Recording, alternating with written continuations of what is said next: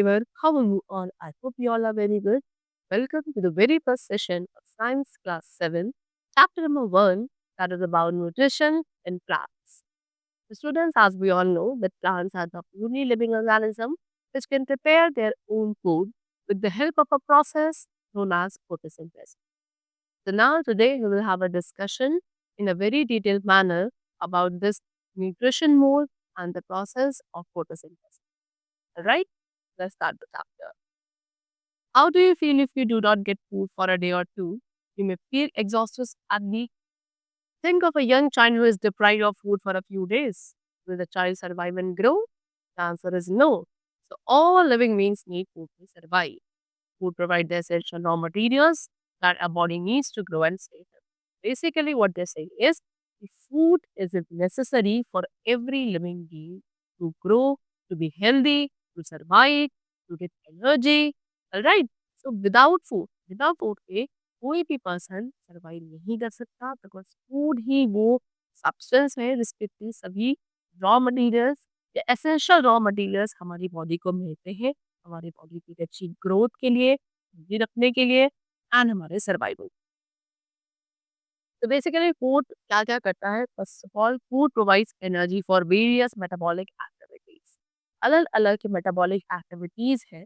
Right, metabolic activities क्या है? वो बायोकेमिकल रिएक्शंस जो हमारी बॉडी में होती है। तो उन सभी के लिए जो एनर्जी हमें मिलती है we get from food only, such as respiration, digestion. All these are metabolic activities for which we get energy from the food.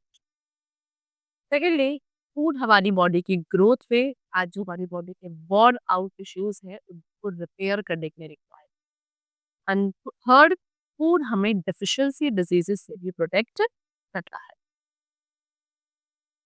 They have given you the different types of food. First of all, this is carbohydrate rich food, this is protein rich food, this is fat rich food, right? Now, good habit. All right. What they say, what is good habit is that keeping a record of your daily food intake will help you to stay on track by trying to lose weight or maintain a healthy weight. It also will give your doctor or healthcare provider a quick way to check your progress. Okay, so that's what they're saying कि हमें अपने daily food intake का एक record रखना चाहिए जिससे हम track पे रहेंगे।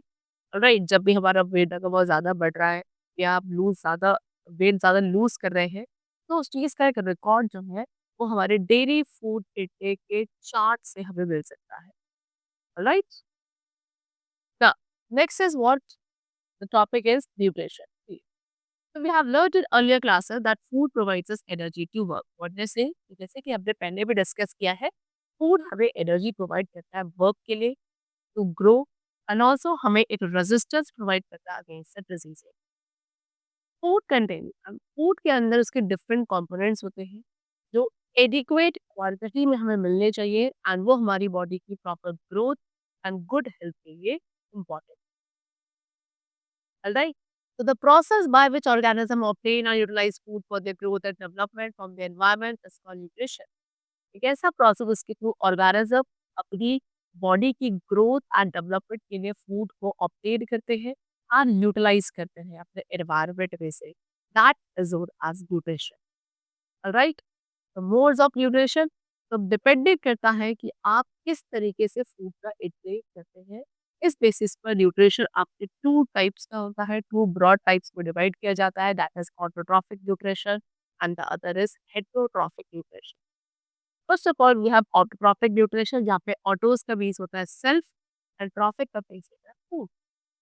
Right, the green plants actually make their own food from water and carbon dioxide. अगर बात करें ग्रीन प्लांट्स की, तो ग्रीन प्लांट्स एक्चुअली अपना फूड खुद बना सकते हैं from water and carbon dioxide and साथ ही साथ उन्हें क्या सनलाइट की भी जरूरत होती है। तो यही जो फूड मेकिंग प्रोसेस है ग्रीन प्लांट्स का, दिस इज कॉल्ड फोटोसिंथेसिस। और बेसिकली ये एक ऑटोट्रॉफिक मोड ऑफ न्यूट्रिशन है जहाँ पे एक लिविंग ऑर्गेनिज्म अपना फूड खुद प्रिपेयर कर सकता है। Now let's have a discussion about photosynthesis. So as I told you कि ग्रीन प्लांट्स क्या करते हैं, एनर्जी जो सनलाइट से मिलती है उस एनर्जी का यूटिलाइजेशन करते हैं to prepare their food and the process, वो जो प्रोसेस जिसके थ्रू ग्रीन प्लांट्स अपना फूड मैन्युफैक्चर करते हैं from carbon dioxide and water in the presence of sunlight. That is called photosynthesis. So now students, अब photosynthesis words को अगर to separation में डिवाइड किया जाए तो यहाँ पे फोटोस का मीन्स होता है लाइट एंड सिंथेसिस का मीन्स होता है टू कंबाइन। यानी कि एक ऐसा प्रोसेस जहाँ पे सभी रॉ मटेरियल्स को सनलाइट के प्रेजेंस में कंबाइन किया जाता है and then the food is prepared. This process is called photosynthesis. The term photosynthesis, ये जो टर्म फोटोसिंथेसिस था इसको चार्ल्स रेड ब्रांस ने कॉइन किया था in 1883, right. The photosynthesis describe by the following reaction. यहाँ पे एक रिएक्शन गिवन है जिसके थ्रू फोटोसिंथेसिस प्रोसेस को डिस्क्राइब कर सकते हैं। दैट इज व्हाट, कि carbon dioxide plus water in the presence of sunlight, इसे कन्वर्ट किया जाता है glucose plus oxygen. This is known as photosynthesis process. See, photosynthesis occurs in the cell of green leaves. Photosynthesis कहाँ होता है? Green leaves के sales में होता है एंड जो अदर पार्ट्स है, ग्रीन पार्ट्स है प्लांट के, वहाँ होता है। Alright, but the condition is what, कि they must be exposed to light, उन्हें सनलाइट मिलनी चाहिए। Now we talk about the green colour of leaves. Leaves का जो ग्रीन कलर है वो किसकी वजह से है?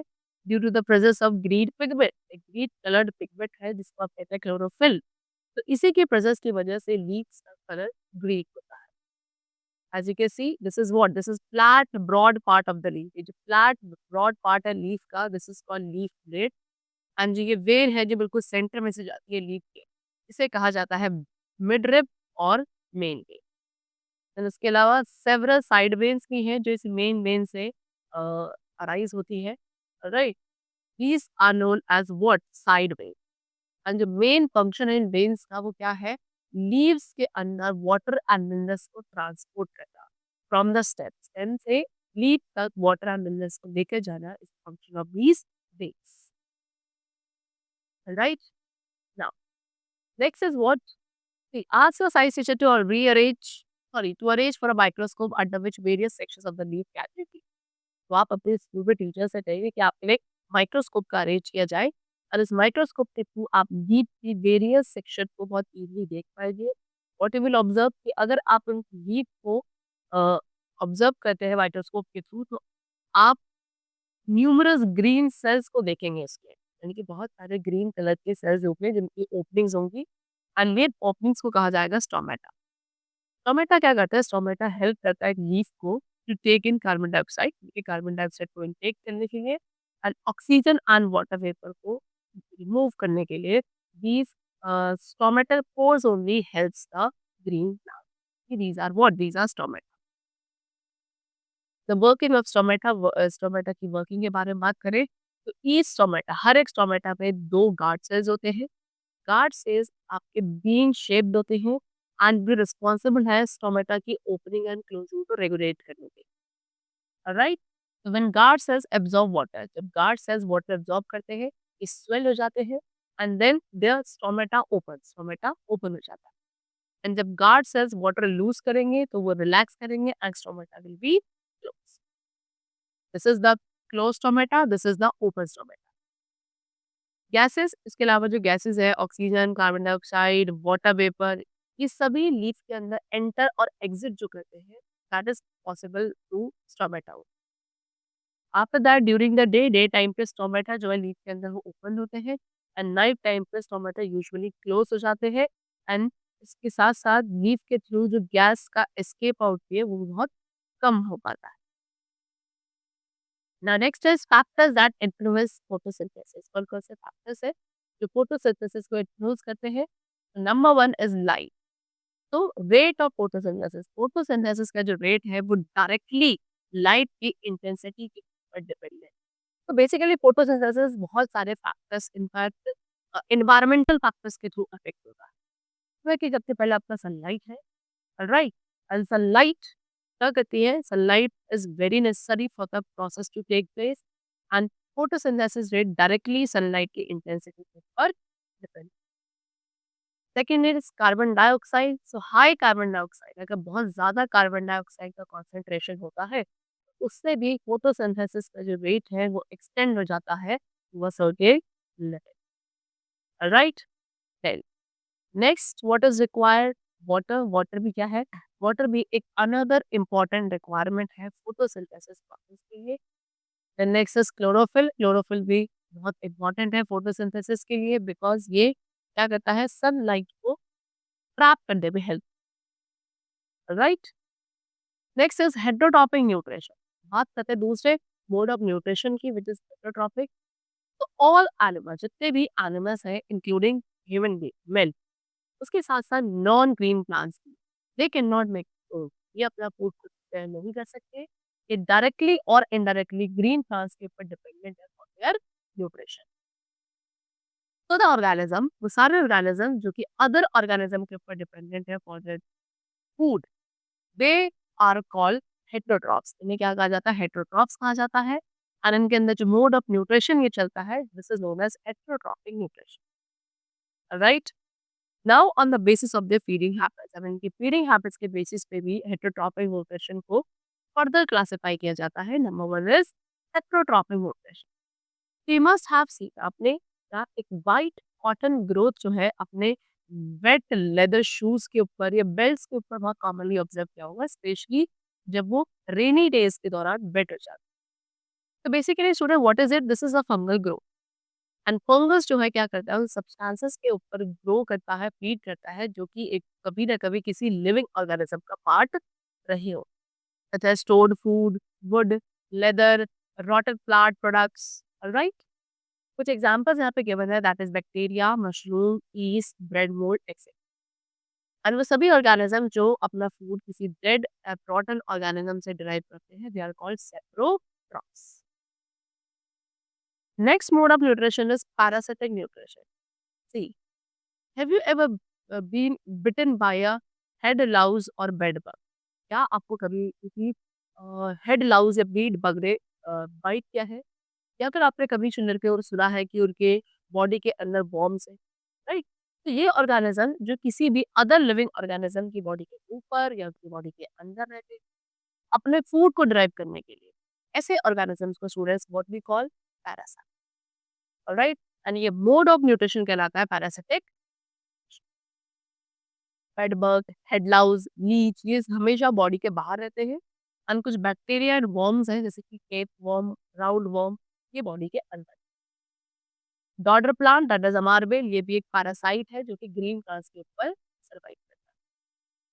Next is symbiotic nutrition. तो सिम्बाइसिस एक स्टेबल एसोसिएशन है टू डिफरेंट लिविंग ऑर्गेनिज्म के बीच में जो कि म्यूचुअली एक दूसरे को प्रोवाइड, ऑलराइट। ये दोनों लिविंग ऑर्गेनिज्म क्या करेंगे, सिम्बायोटिकली एक दूसरे को हेल्प करते हैं। फॉर एग्जांपल, या तो फीड करने में या खुद एक दूसरे को प्रोटेक्ट करते हैं या रिप्रोड्यूस करने में हेल्प करते हैं। तो सिम्बायोसिस जो कि क्या करता है, ऑर्गेनिजम्स जो कि इंटरडिपेंडेंट है एक दूसरे के ऊपर, उनको म्यूचुअल बेनिफिट प्रोवाइड करे, ऐसे सिम्बायोसिस को व्हाट वी कॉल म्यूचुअलिज्म। एक एग्जांपल है म्यूचुअलिज्म का, दैट इज को existence of certain species of algae and fungi, right. कुछ एल्गी एंड फंगी जो है क्या को एग्जिस्ट करते हैं, अनेक साथी मिलकर क्या बनाते हैं, लिचेंस। एंड उनका जो क्लोज एसोसिएशन है वो अनेबल करता है कि वो बहुत एक्सट्रीम एनवायरनमेंट में भी सर्वाइव कर पाते हैं। एंड उनको केवल जो नरिशमेंट है लाइट के थ्रू मिलता है, एयर एंड मिनरल्स के थ्रू मिलता है।